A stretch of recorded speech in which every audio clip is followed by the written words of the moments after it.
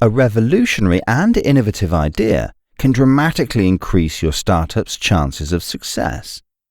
However, the fact is that this is not always the case. An excessively innovative idea can be one reason for a startup to fail. Hi, my name is Simon, and welcome to another episode of It's Marketing Time. Today I will be talking about the innovation trap and helping you to tame your unbridled innovations when entering the market. But before I start today, first I recommend you watch the previous episode, When, Where and How to Enter the Market. Now, everyone is aware of the possible impact of technology on businesses. Technology can strengthen one industry but destroy another. For example, before the internet and email became widespread and popular, we all used the postal industry to send our letters. The internet and email have outdone the postal industry and part of the transportation industry. As another example, smartphones have strongly affected the camera market. So we can see that the internet, smartphones and other technology can cause the emergence of new markets. However, there were innovations which failed to convince consumers to change their behavior. What do you think about 3D movies? When was the last time you watched a 3D movie? The idea of 3D films was revolutionary, but that wasn't enough to make this innovation a success. Even your most inventive and revolutionary product will not succeed unless the majority of consumers are willing to accept change and adopt new behavior. It might be interesting to know that 3D movies were not first released in 2009 with the movie Avatar, but long before that.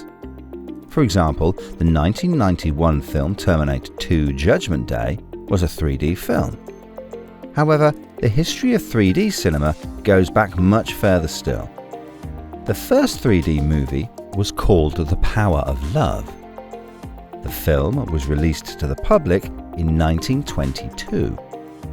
3D cinema has been around since 1915, and various inventors have been working on it since 1890. 3D films certainly did not have much chance of market success in the late 19th or early 20th centuries. Technology was not as prevalent, urbanization and industrialization were not as widespread as they are today, and neither the film industry nor the public had enough money to afford such a luxury. So, the late 20th and early 21st century were a much better time to judge the market potential of 3D cinema. By this time, the technology had become widely available, the film industry had become a real industry, and the public had enough money to buy the special equipment.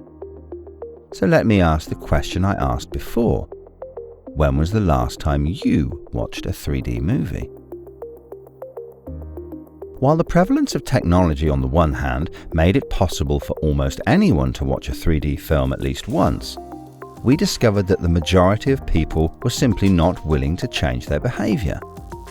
This could be because we still had the inconvenience of wearing special glasses to watch a 3D movie, or perhaps it caused a headache or whatever.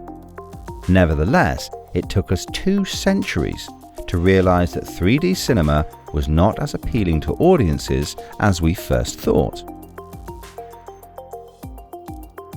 Everett Rogers is known for his model for the diffusion of innovations. He divides consumers into 5 main categories. Innovators, who make up only 2.5%. Early adopters, who are 13.5%. Early majority and late majority, who are 34% each. And laggards, who are 16%.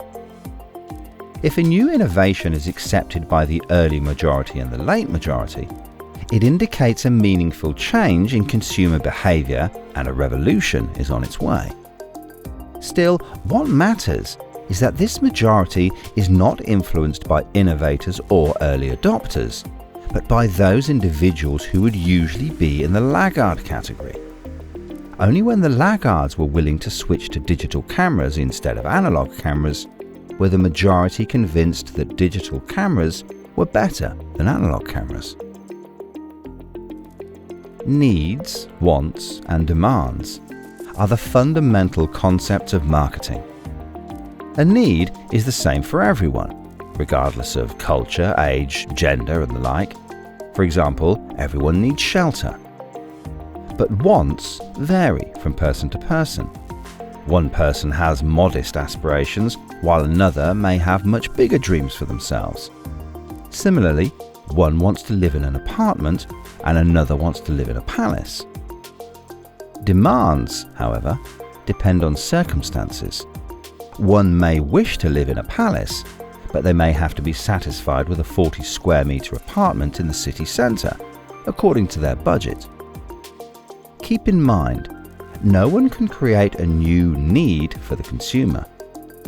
These needs are predefined and rooted in our biological nature. Interestingly, these needs are common to most other animals. But there are always hidden needs, which, if identified correctly and in a timely manner, can make a significant and even revolutionary change in your industry. 3D cinema is neither a need nor even a hidden need. The telephone was a need, and the cell phone a hidden need. Email was a hidden need.